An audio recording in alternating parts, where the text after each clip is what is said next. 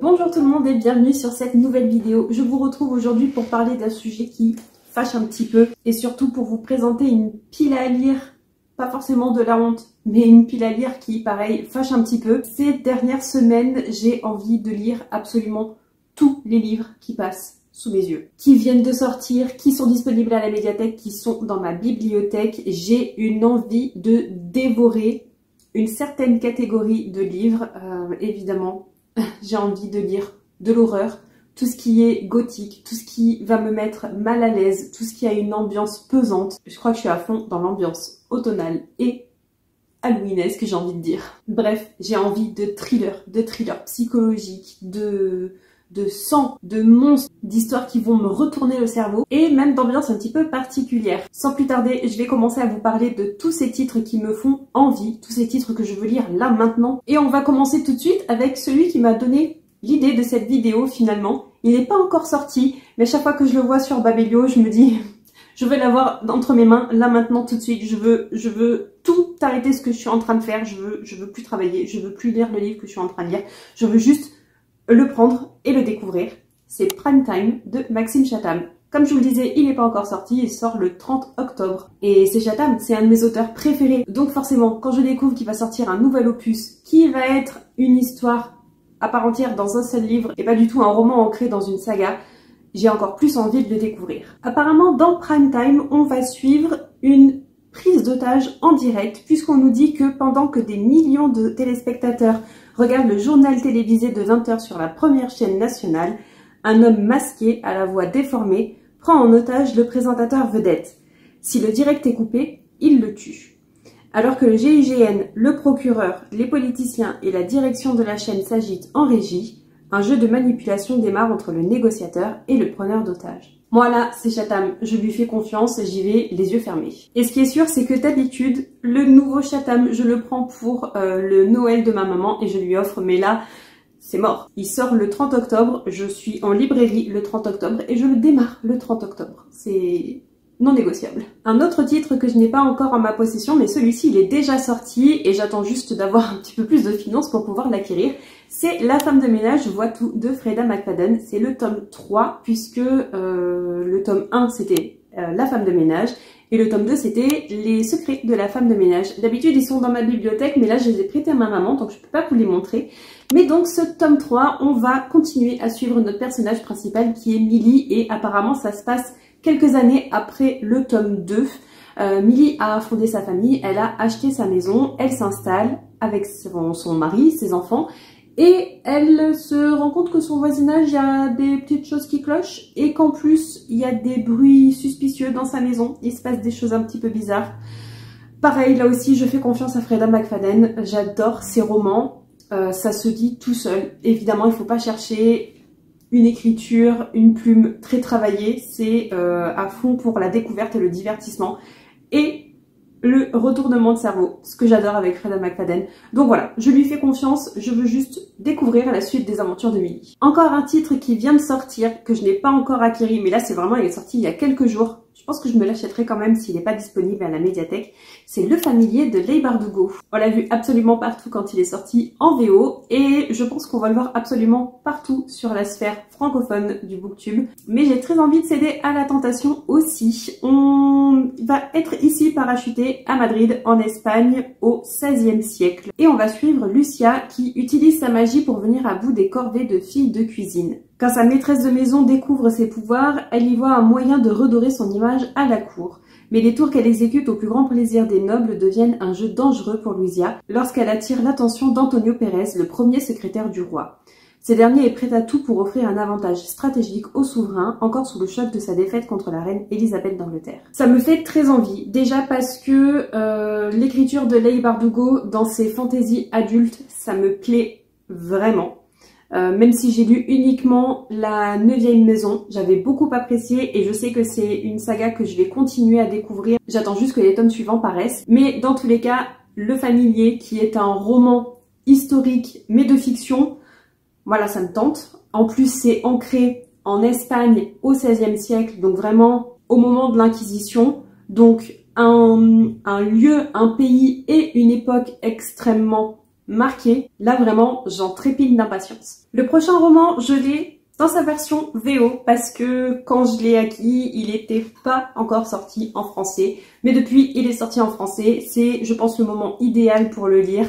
C'est A Diary of Blood de S.T. Gibson. En français, il a la même couverture et il est sorti sous le nom Dot de sang. Dans ce roman, on va découvrir la dernière lettre d'amour que Constanța écrit à Dracula, son mari. Donc j'imagine qu'on va découvrir leur histoire d'amour, peut-être une histoire un petit peu toxique, mais qui promet d'être très sensuelle puisqu'évidemment on va parler de vampires. Ça fait bien 1 an que je veux découvrir ce titre et j'attendais d'être vraiment dans la bonne période pour le lire, puisque pour moi c'est inconcevable de le lire à un autre moment que octobre-novembre.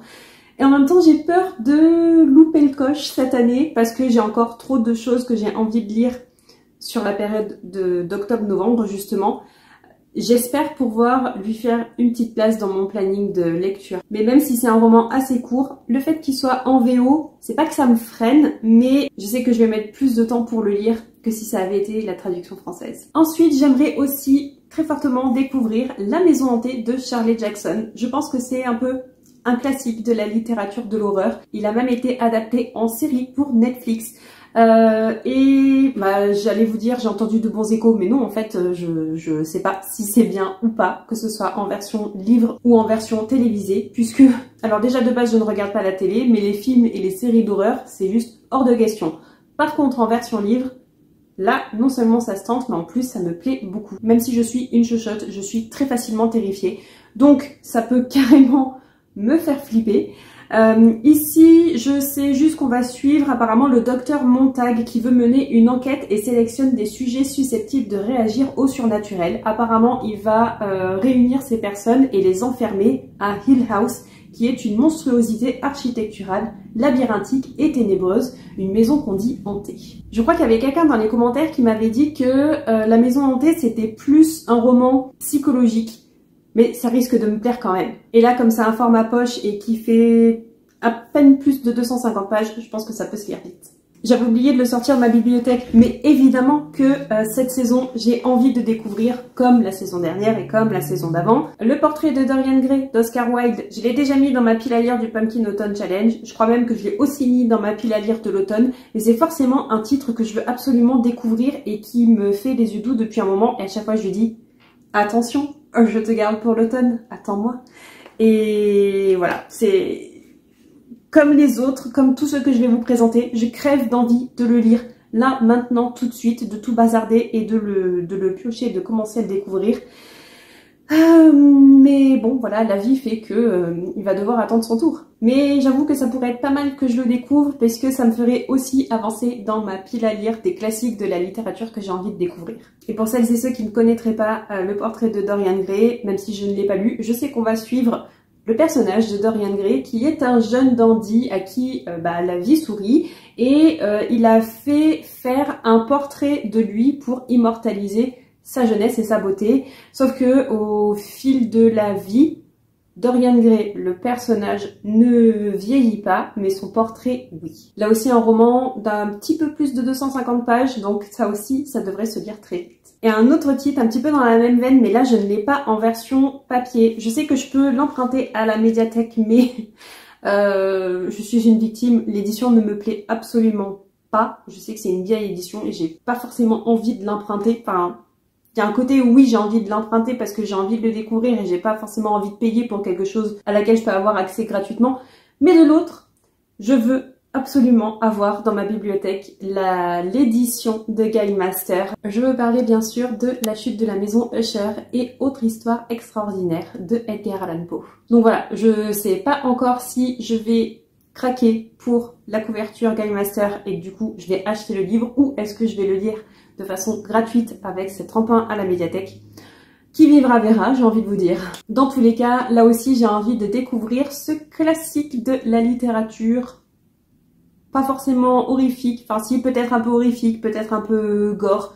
dans tous les cas angoissante. Et pareil, ça risque de se lire très vite puisque si j'ai bien compris, c'est une nouvelle et c'est une nouvelle qui fait partie d'un recueil de nouvelles. Donc je pourrais juste lire La chute de la maison Usher si les autres nouvelles ne me tentent pas. Mais bon, en même temps, si j'achète l'édition de Game Master, ça pourrait être judicieux de toutes les lire. Un autre roman que j'ai acheté depuis un moment et que je garde exprès pour cette saison automnale, je pense que ça va se lire vite aussi. En tout cas, c'est un roman qui est quand même, je pense, assez court. Il fait à peine plus de 300 pages. C'est La promise au visage de fleurs de Roshani Chokshi. Déjà, pardon, mais cette couverture, je la trouve juste magnifique. Mais en plus, on nous promet une ambiance justement pesante, un petit peu oppressante.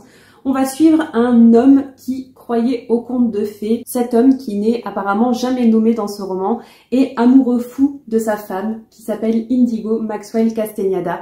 C'est une femme qui apparemment a quelques secrets et la condition pour qu'elle veuille bien l'épouser, c'est qu'il ne pose jamais de questions sur son passé.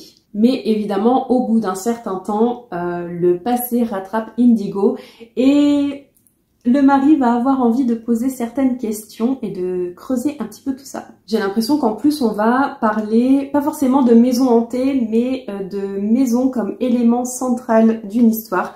Et ça, c'est vraiment une trope qui me plaît vraiment. Ensuite, je vais vous parler rapidement d'un titre que j'ai très envie de lire, mais j'attends aussi avec impatience sa traduction française si elle viendra un jour, puisque si je ne me trompe pas, elle n'a toujours pas été annoncée. C'est House of Hunger de Alexis Anderson. Il est sorti il y a 2 ans déjà dans sa version anglaise et en vrai je sais pas si on aura une traduction un jour, mais je garde espoir. En même temps, je me demande si je devrais pas juste l'acheter en anglais et le lire en anglais. Ici aussi, on va parler de vampires et on va suivre le personnage de Marion qui est une servante de sang, si j'ai bien compris. Elle va proposer ses services dans une famille de vampires et elle va uniquement être à leur service quand ils ont besoin de sang. Au lieu de leur préparer à manger et de leur servir à manger, bah, elle va venir leur tendre le poignet ou la gorge et ils vont se servir de son sang. De ce que j'ai compris, ce roman de fantasy est aussi légèrement horrifique et surtout plutôt gothique, avec une histoire d'amour entre 2 femmes, entre Marion et un autre personnage féminin. Peut-être un personnage de vampire, je ne sais pas, ça pourrait être très intéressant. Et je crois savoir aussi qu'il y aura un mystère puisque il me semble qu'il y a d'autres servantes de sang qui vont être portées disparues et qu'il va y avoir un petit peu un jeu de manipulation. Voilà, je sais pas trop, mais j'ai très envie de le découvrir. Si jamais vous avez entendu parler d'une possible traduction française, n'hésitez pas à me le dire dans les commentaires parce que j'ai très envie de le découvrir et je suis toujours partagée à me dire VO, VF, qu'est-ce que je fais? Et du coup, bah, en attendant, je ne fais rien. Autre titre qui n'existe toujours pas dans sa version française, et pareil, je sais pas si ça a été annoncé, si ça va être traduit un jour, c'est The Southern Book Club Guides to Slaying Vampires de Grady Hendrix. Apparemment, il est quand même sorti il y a plus de 4 ans, donc je pense que tout espoir est perdu pour une traduction française, mais au cas où, est-ce que je garde espoir ou pas? Est-ce que j'attends une traduction française ou est-ce que je lis en VO? Pareil, dites-moi dans les commentaires. Je crois me souvenir qu'ici, on va suivre un personnage qui s'appelle Patricia Campbell. Je crois que c'est une femme au foyer qui est toujours un petit peu débordée et apparemment son seul moment de détente c'est quand elle va à son groupe de lecture, à son book club où elle retrouve d'autres femmes qui sont aussi passionnées qu'elle par les histoires de true crime, de faits divers. Et apparemment un soir, en rentrant d'une de ces soirées de book club, elle va se faire agresser par quelqu'un et se faire sauver par un autre personnage et elle va potentiellement se poser des questions sur est-ce que c'est un réel être humain ou est-ce que c'est un vampire. Ça m'intrigue beaucoup. En plus, je crois que ça se passe dans les années 90, donc je me demande s'il va pas y avoir justement un petit peu toutes ces références un peu old school. Moi, je suis une enfant des années 90, donc ça pourrait carrément me faire un petit voyage façon retour vers le futur. Donc voilà, ce titre-là, je ne l'ai pas en ma possession. Il n'est pas disponible à la médiathèque, tout simplement parce qu'il n'est pas en français. Mais j'ai 2 autres titres de ce même auteur que j'ai envie de découvrir. Le suivant, il est disponible à la médiathèque, donc je ne l'ai pas ici. Et heureusement qu'il est disponible à la médiathèque d'ailleurs, puisque j'ai absolument pas réussi à le trouver dans son format physique quand j'ai voulu l'acheter en librairie. J'ai regardé sur internet, tout ça, impossible de le trouver. c'est Horror Store. Et là déjà, évidemment, je suis super intriguée par le format de ce livre, puisque si ça vous fait penser au catalogue Ikea, c'est normal, c'est entièrement voulu. Donc je crois bien qu'au niveau taille, on est sur la taille du catalogue Ikea. Et dans sa présentation à l'intérieur, je crois que ça se présente un petit peu pareil. Donc déjà, ça m'intrigue très très fortement. Et bravo à l'équipe éditoriale pour ça, parce que bah voilà, forcément, ça donne hyper envie.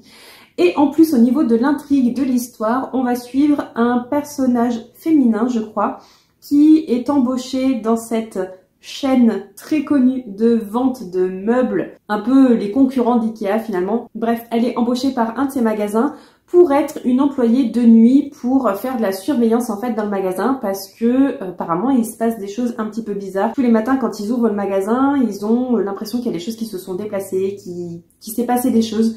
Donc ils ont engagé une équipe de nuit. Et notre personnage fait partie de cette équipe, donc on va la suivre pendant ses heures de travail nocturne. J'ai trop hâte de le découvrir et c'est sûr ça va être pour cette année, puisque je viens de le réserver, mon exemplaire, à la médiathèque.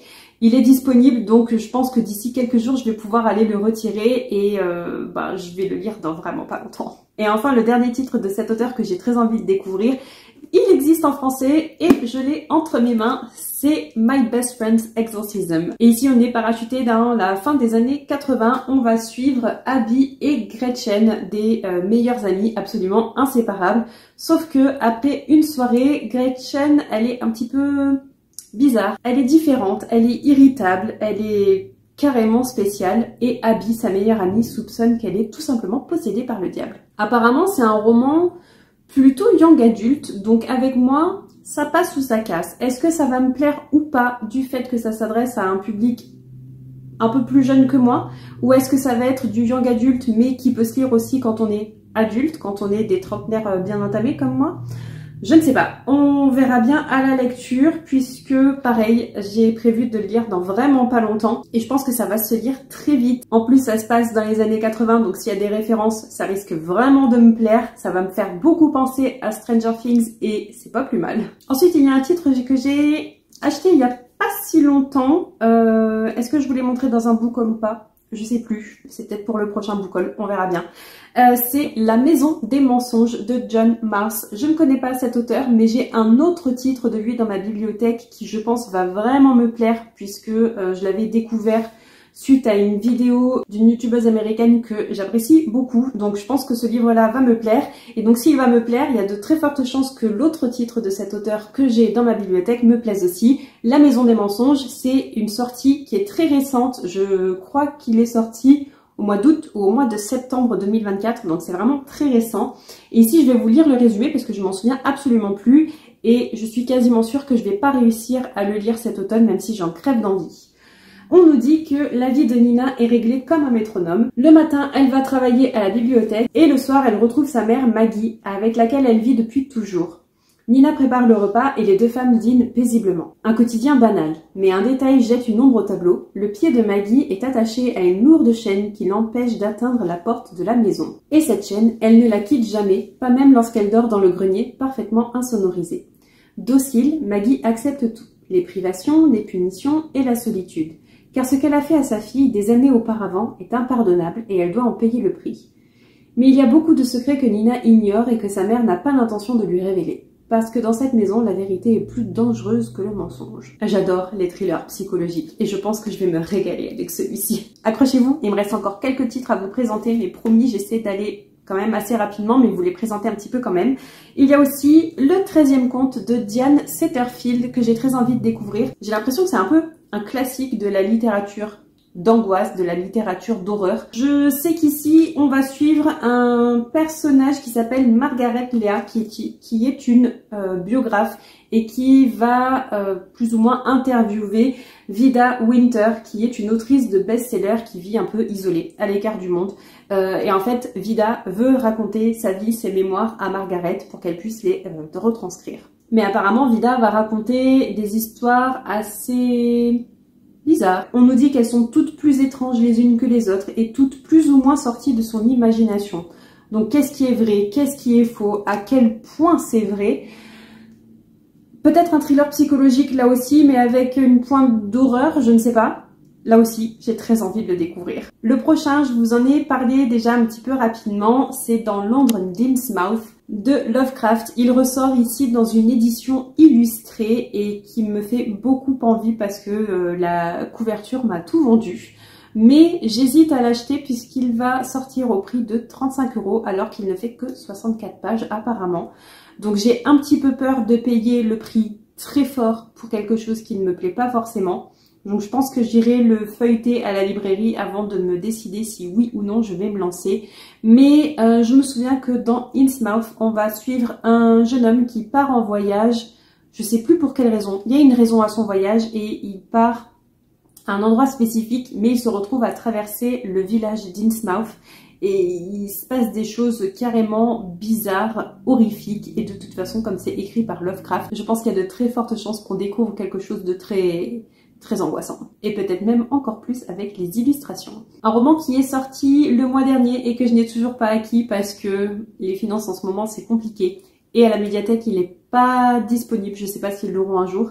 C'est Requiem pour les fantômes de Catherine Arden. Je me souviens qu'ici c'est un roman historique mais avec une pointe de fantaisie. Puisqu'on va suivre notre personnage principal qui est une jeune fille qui revient de la guerre, je crois que c'est la première guerre mondiale, 14-18. Elle revient de la guerre, elle apprend très rapidement que son frère, qui elle aussi est parti à la guerre, est porté disparu. Apparemment il est mort, sauf qu'elle n'y croit pas et elle va mener sa petite enquête pour essayer de le retrouver. J'adore les romans historiques, j'aime encore plus quand c'est une fantaisie qui est ancrée dans l'histoire ou quand c'est un roman historique avec une pointe de fantaisie. Quand il y a un mélange de genres comme ça me plaît beaucoup. Et voilà, je crève d'envie d'aller l'acheter et je me retiens très fortement parce que en ce moment, comme je vous disais, les finances c'est compliqué. Donc je resserre les vis et j'essaye de ne pas acheter de livres. Pour le moment, je tiens bon, mais il y a des chances que je craque avant la fin du mois d'octobre et donc il y a des chances que je l'achète. Même si, je vous jure, j'essaie de rester raisonnable. Et le prochain roman va m'aider à rester raisonnable puisque justement, il est disponible à la médiathèque. C'est Le Murder Club du jeudi de Richard Osman. C'est le premier tome d'une série de Cozy Mystery où on va suivre un groupe de personnes âgées, de personnes qui vivent en maison de retraite, qui sont passionnées par les true crime, les faits divers, et qui aiment se réunir pour essayer de résoudre justement des cold cases. Déjà, tout ce qui est Cozy Mystery, j'aime beaucoup, mais en plus, le fait de savoir qu'on va suivre des personnes âgées, là, ça me plaît encore plus. J'avoue que j'ai un petit faible pour les histoires où on suit des personnes âgées, où on suit vraiment des personnes qui ont une forte expérience de la vie. C'est quelque chose qui me plaît beaucoup, donc j'espère que je vais le retrouver dans cette série. Et enfin, le dernier titre que j'ai à vous présenter, c'est un titre qui est sorti il y a 1 an et demi déjà dans sa version anglaise et il est toujours pas paru dans sa version française. Vous connaissez maintenant la chanson. C'est Natural Beauty de Ling Ling Wang. Et apparemment ici, c'est un roman d'horreur. Alors, soft ou pas, je ne sais pas encore. Mais c'est un roman d'horreur. On va suivre une jeune femme qui est obsédée par la beauté et qui va se retrouver à travailler dans une boutique où elle vend des produits cosmétiques, si je ne me trompe pas. J'ai pas envie de trop creuser le résumé, donc je vais vous l'afficher à l'écran. Il sera en VO, désolé. Mais voilà, ça sera quand même plus intéressant que ce que je vais vous en dire parce que j'ai envie de rester très neutre en fait par rapport à ce résumé. J'ai pas forcément envie de creuser, même si j'ai pas prévu de le lire tout de suite, mais que j'en crève d'envie. J'ai envie de rester vraiment dans le flou par rapport à ce résumé, même si j'ai déjà regardé des vidéos d'autres booktubeuses qui l'ont lu, des booktubeuses anglophones qui l'ont lu et qui l'ont apprécié, qui l'ont adoré. Donc je sais à peu près de quoi ça parle, mais j'ai pas envie de vraiment m'en souvenir, même si encore une fois, j'ai pas prévu de le lire tout de suite. Mais bon, même si je vous ai dit que j'essaie de rester raisonnable, je sais que dans quelques semaines, je vais monter à Paris et qu'il y a de fortes chances que je fasse une descente dans une librairie anglophone. Donc peut-être je vais craquer sur certains des titres que je vous ai présentés dans leur version VO parce qu'ils n'existent pas en français. Peut-être que je vais me les acheter. Et peut-être que ça va être un carnage. J'essaye vraiment de rester raisonnable parce que mon compte en banque en a besoin. Mais voilà, est-ce que je vais craquer ou pas? Seul l'avenir nous le dira. Dans tous les cas, cette liste est non exhaustive. Il y a de très fortes chances que j'ai oublié de vous présenter certains titres parce que je les ai plus ou moins effacés de ma mémoire et d'ici quelques heures ou quelques jours, je vais me dire j'ai oublié de l'ajouter. Donc voilà, évidemment une liste non exhaustive et sachez que dans les titres que je vous ai présentés, il y en a 3 que je vais lire très bientôt puisque je viens de démarrer le fameux vlog lecture horrifique que je vais vous proposer pour Halloween. Donc dans toute cette pile à lire que je viens de vous montrer, il y en a 3 qui sont prévus au programme. Je vais déjà commencer à dégommer cette palle, ça fait plaisir. Dans tous les cas, n'hésitez pas à me dire ce que vous en pensez dans les commentaires. N'hésitez pas aussi à me dire quels sont les titres que vous crevez d'envie de découvrir ces dernières semaines, parce que je suis très certainement pas la seule à avoir envie de bouffer tous les livres qui passent sous mon nez ces derniers temps. Donc dites-le moi dans les commentaires. Si vous êtes arrivé jusqu'à la fin de cette vidéo, vous n'avez qu'à me laisser l'emoji vernis à ongles, puisqu'on a parlé de beauté et de produits cosmétiques dans le dernier roman. N'oubliez pas aussi que vous pouvez me suivre sur Instagram. Vous pouvez aussi vous abonner à la chaîne sur YouTube ici si ce n'est pas déjà fait. Et nous on se retrouve la semaine prochaine pour une nouvelle vidéo. Bye bye!